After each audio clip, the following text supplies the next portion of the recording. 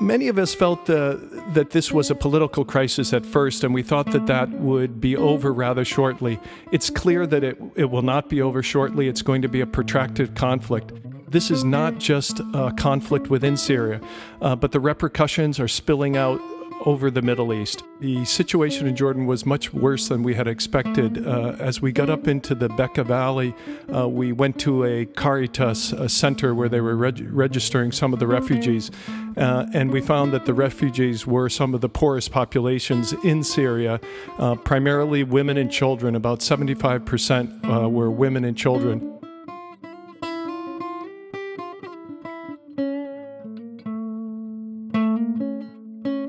Winterization is going to be a big problem. What people often don't realize in this area that it does snow up in the hills and the mountain areas, so it does get very cold.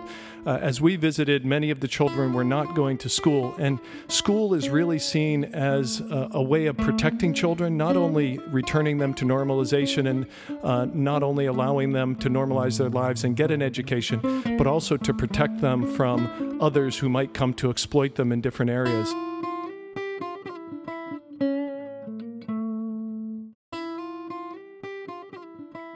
And you can imagine, as you meet with young children, the excitement, and when they see foreigners, they're always, rather excited. And as we came into the room and we were chatting with them, and the Caritas Jordan and the teachers that were volunteering there, were having them do artwork and work with Play-Doh and other things. And many of the children, I'd say the predominance, were drawing flags of a new independent Syria.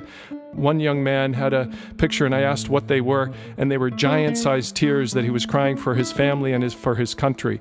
And then you saw others who were drawing flowers and talking about the possibility of hope for the future.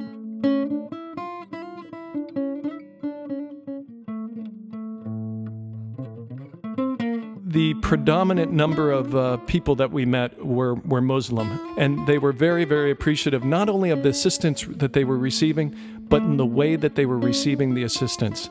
They said that you did not just come here and give us something, but you accompanied us, you were with us, and you're assisting us. And so they really felt that solidarity of purpose. And I think it's so important for the church, which is a minority church in many of these countries, but the Catholic Church is seen as a church that can reach beyond the sectarian violence, and it can reach beyond one sect of Islam and another sect. So it works with all people and has reached beyond all people. But it's going to be a long, hard winter. And as those of us in the United States celebrate and we come upon Advent and Christmas time and we reflect on how thankful we are, I think we also have to reflect on those who don't have as much as we have at this great time, and be thankful that we can reach out to assist them in any way possible.